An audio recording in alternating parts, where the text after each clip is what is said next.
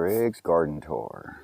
Okay, so we're out here. It's about 6 in the morning here, and I just finished putting in my last watermelons.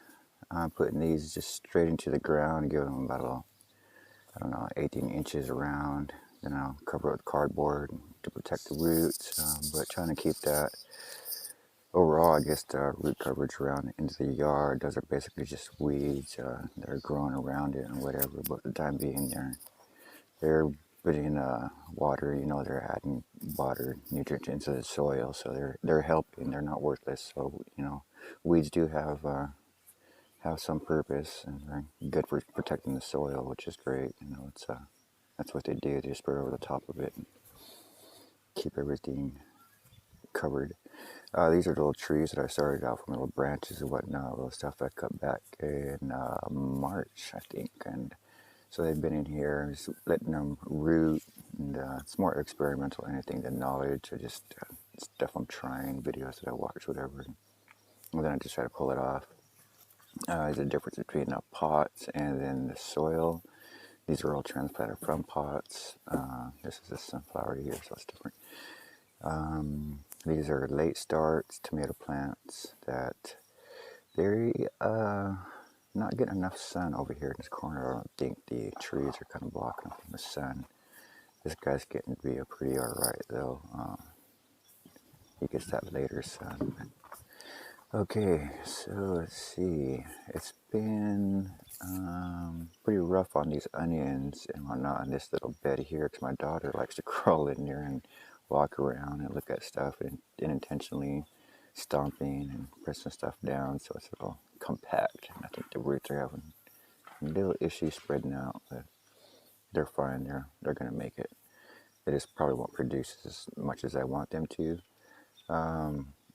As it is, this is for home gardening and everything, so we don't need a ton of food growth and productivity. It's a lot of learning and experience from it, seeing how they grow and what they grow with best, the medium that we start with and the growing and whatever. The what do you call it? Irrigation. Drip hose, I would say drip line would be the best. That's like less maintenance, low maintenance.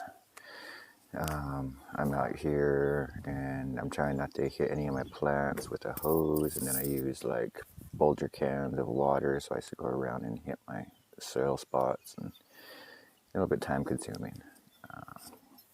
And so it's drip line is what I would go with next. The beds are here, and the plan is to make them regenerative. That's what I'm using making the compost for as part of the step. Using it's an aerated compost system. This right here is just a small backyard style, but there's a bigger aspect to that though, and I can use with a blower and whatnot. So that's pretty cool. It's in the works. Interplanting, these were pea plants. They were going through their first harvest date, and I just started adding things into there.